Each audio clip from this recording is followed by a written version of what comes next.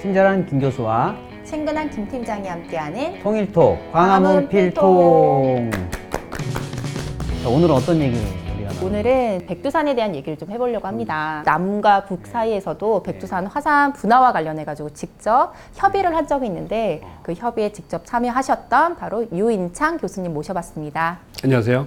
경북대학교 유인창 교수입니다. 지질학적으로 이 백두산이 갖고 있는 좀 특성이나 그런 거에 대해서 좀 설명을 좀 해주시면 예, 우선 뭐 말씀드릴 수 있는 거는 과거에 그 백두산은 화산 활동이 멈춘 그런 죽은 화산으로 많이 알려져 왔습니다. 백두산을 이렇게 조사를 해보니까 거기서 이제 화산하고 동반되어서 발생하는 지진, 그걸 저희를 화산성 지진이라고 얘기를 하거든요.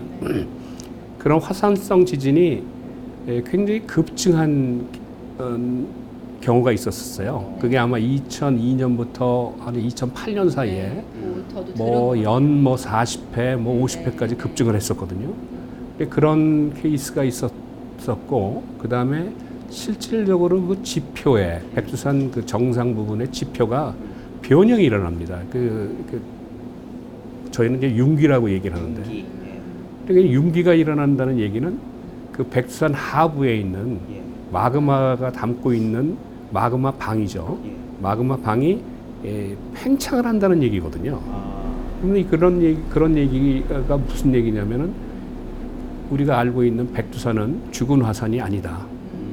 이것은 지금 현재도 살아있는 화산이다라고 알 수가 있는 거죠. 백두산 화산 활동에 대해서 우리가 좀 더 과학적으로 정확하게 어떤 정도의 위험성이고 그리고 그거를 그 분화라고 이야기해야 되는 이유가 뭔지 그런 걸 좀 추가 설명해 주시면 어떨까요?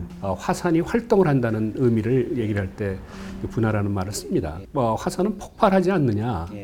그래서 뭐 폭발하는 게 맞죠. 그런데 화산이 폭발하지 않는 화산도 있습니다. 비폭발성 화산, 폭발성 화산과 비폭발성 화산으로 합쳐서 이제 분화를 한다, 뭐 이렇게 얘기를. 큰 상위의 개념이라고 보면 그렇죠. 되겠네요. 그렇게 보시면 되고.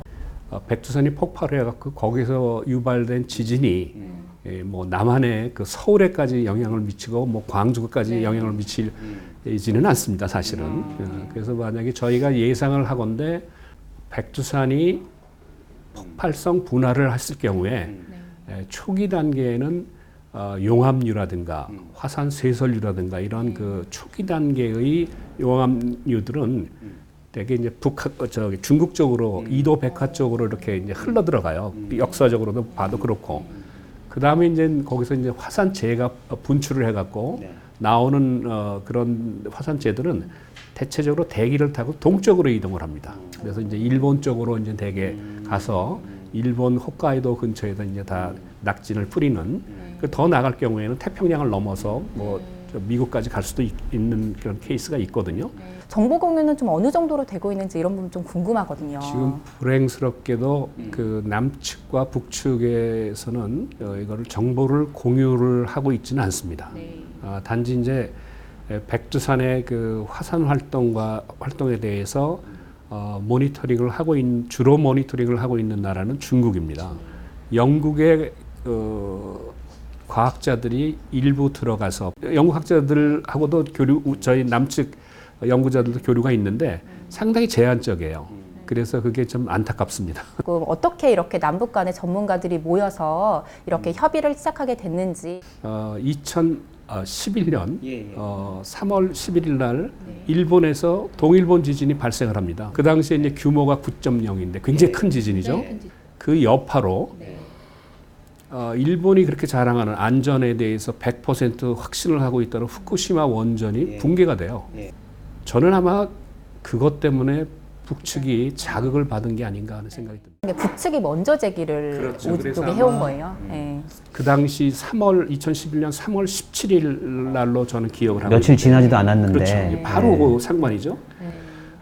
내무성 지진국장 명의로 백두산 화산에 대한 협동 연구를 한번 시작해 볼 의향이 없느냐 하는 의향서가 기상청장 앞으로 접수가 됩니다.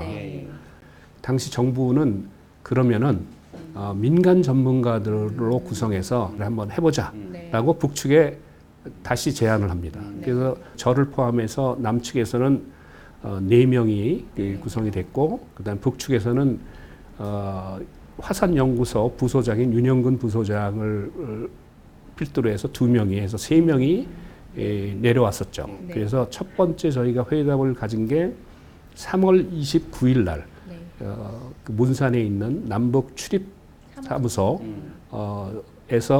1차 회담을 갖게 됐었습니다. 예.